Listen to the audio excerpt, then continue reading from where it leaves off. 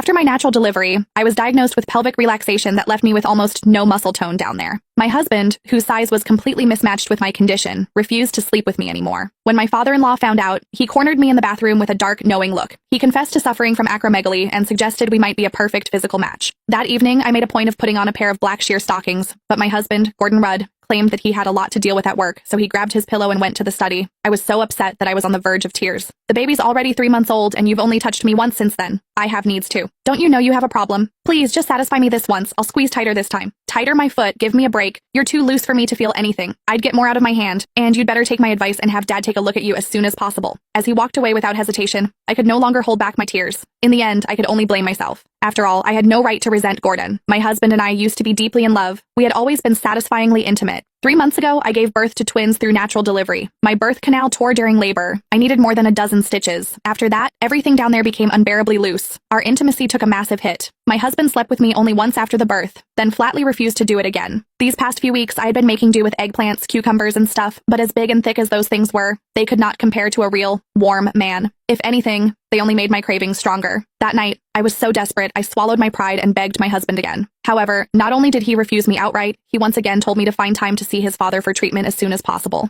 My father-in-law, Mark Rudd, was a gynecology specialist at a top-tier local hospital. He was incredibly skilled. People even called him a miracle worker in gynecology. He was my father-in-law, after all. How could I, as his daughter-in-law, possibly go to him with a problem like that? Even though Mark was nearly 50, he was strikingly handsome. He always wore a pair of gold-rimmed glasses that made him look refined and scholarly. He kept himself in excellent shape, too. His body was firm and muscular, radiating a kind of mature masculine charm. Ever since Gordon stopped touching me, I had fantasized about Mark more than once. If he were really the one examining me for that condition, I would probably lose control and humiliate myself beyond belief. If that had happened, I would be too ashamed to even show my face in this house. While I was lost in my tangled thoughts, the sounds of intimacy drifted faintly through my in-laws' room next door. The noises were unmistakably heated. It was obvious that Mark had Janet pinned beneath him. He was thrusting hard. As Janet's breathless gasps and soft moans continued through the wall, I actually found myself feeling envious and jealous. If only I were the one underneath Mark. The thought sent what was left of my smoldering desire roaring back to life and burning hotter than ever. I could not help squeezing my thighs together and rubbing them against each other for friction. Just then, raised voices suddenly came from the room next door.